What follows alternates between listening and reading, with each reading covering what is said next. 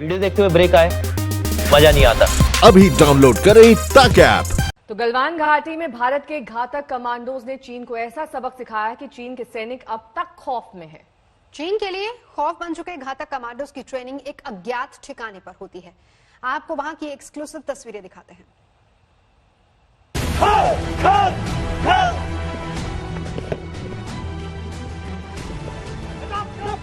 भारत के घातक कमांडो के वार से खौफ में चीन।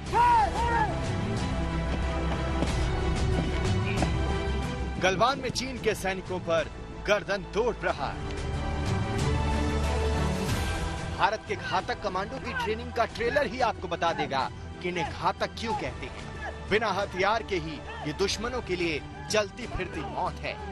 इन्हीं के खौफ से चीन में खलबली है। घातक कमांडो के नाम से चीन के सैनिक अब भी खौफ खा रहे हैं और इस खौफ का ही नतीजा है कि चीन ने अपने सैनिकों को मार्शल आर्ट की ट्रेनिंग देने का इंतजाम किया है।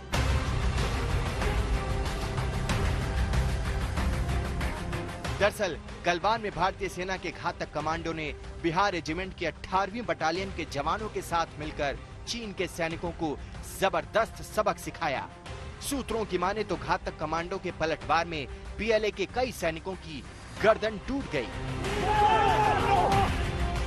यही वजह है कि चीन के सैनिकों को तैयार करने के लिए बीजिंग से मार्शल आर्ट के एक्सपर्ट तिब्बत भेजे जा रहे हैं, लेकिन उनकी ट्रेनिंग के बावजूद चीन के सैनिकों पर भारतीय सेना के घातक कमांडो ही भारी पड़ेंगे।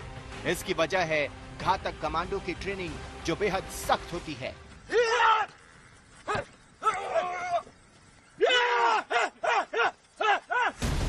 आज तक ने एक अज्ञात ठिकाने पर उनके ट्रेनिंग कैंप में एक दिन बिताया, जहां घातक कमांडो को बिना हथियार की लड़ाई के लिए तैयार किया जाता है। गलवान वैली में हुई झड़प के बाद ये खबरें आई कि चाइनीज गवर्नमेंट ने अपनी आर्मी को ट्रेनिंग देने के लिए प्रोफेशनल मिक्स मार्शल आर्ट के खिलाड़ियों को डिप्लॉय किया है, लेकिन एमएमए, कुंगफू और इसी तरह के ओरिएंटल मार्शल आर्ट्स की तरह एक स्पोर्ट है, एक आर्ट है जिसका बहुत ज्यादा उपयोग आर्मी में हैंड टू हैंड कॉम्बैट में मल्टीपल अटैकर सिचुएशन में नहीं हो सकता है। आप जो मेरे पीछे देख रहे हैं वो एक मल्टीपल अटैकर सिचुएशन है जिसमें कि हमारे घातक कमांडोज और तमाम आर्म फोर्सेस के लोग ट्रेनिंग लेते हैं और इसी वजह से एक से ज्यादा अटैकर्स को अपने से तादाद में ज्यादा होने के बावजूद हरा कर वापस आते हैं। चीन ने गलवान की हिंसक झड़प के बाद मिक्स्ड मार्शल आर्ट फाइटर्स को तैनात किया है, लेकिन घातक कमांडो की ट्रेनिंग चीन के पुराने पड़ चुके ट्रेनिंग के तरीके से एकदम अलग है। जो ट्रेडिशनल मार्शल आर्ट है, जैसे हमने कुंग-फू का नाम लिया, उसको सीखने में सालों लग जाते हैं। जो साधक होते हैं 15 साल 20 साल का समय लेते हैं एक ऐसे लेवल पे पहुंचने के लिए जहां वो मुकाबला कर सके मल्टीपल अटैकर्स का। जबकि ये ट्रेनिंग स्पेशली फौज को ध्यान में रख के डिजाइन की गई है, जिसमें कम से कम समय में इसको सीखा जा सकता है और इसको रेगुलर प्रैक्टिस जिसका वक्त नहीं मिल पाता है बहुत बार, उसके बिना भी इसको याद रखा जा सकता है। ये आपके शरीर का, आपकी मसल का हिस्सा बन जाती है, जिसको बोलते हैं मसल मेमोरी। घातक कमांडो की ट्रेनिंग के तौर तरीके तैयार करने में 10 साल का वक्त लगा है। इसके लिए sports physical education fitness and leisure skill council यानी SPEFLSC ने लंबी रिसर्च की है। ये नेशनल स्किल डेवलपमेंट काउंसिल की एक विंग है जो प्रधानमंत्री नरेंद्र मोदी का फ्लैगशिप कार्यक्रम है। बेहद कड़ी और अलग तरह की ट्रेनिंग के साथ ये कमांडो किसी भी दुश्मन के लिए घातक बन जाते हैं। चीन के सैनिक बस यही दुआ कर रहे हैं कि कहीं भी उनका सामना घातक कमांडो से न हो। अभिषेक आनंद, आज तक। सोपोर में आतंकी हमले के बीच एक मार्मिक तस्वीर आई है। इस आतंकी हमले में 3 साल का मासूम भी फंस गया। आतंकियों ने उसके पिता की जान ले ली। तस्वीरें आपको विचलित कर सकती हैं, इसलिए हमने इसे ब्लर किया है।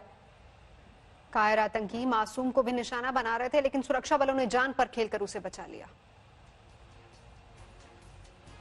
ये सवेरे 6 बजे निकले थे, उसको सोपोर में काम चल रहा था, तो वहाँ से फायरिंग स्टार्ट हो गई, तो उन्होंने रिटेल में वापस CRP ने फायरिंग की, उसको मार दिया।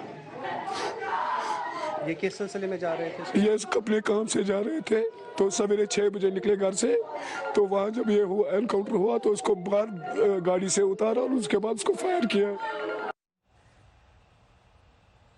ये 3 साल का बच्चा अपने पिता के साथ ही मौजूद था जब ये एनकाउंटर चला। गोलियां चली, इसमें उसके पिता की जान चली गई। उसके बाद सीआरपीएफ के जवानों ने इसे वहां से रेस्क्यू किया, वहां से निकाला। ये बच्चा काफी ज्यादा डर गया था, दहशत से भर गया था, क्योंकि इसके सामने ये पूरा एनकाउंटर चला। सीआरपीएफ के जवान ने बच्चे को मौके से हटाया, उसके बाद उसे गोद में लेकर परिवार तक पहुंचाया। हालांकि बच्चा काफी डरा सहमा हुआ था।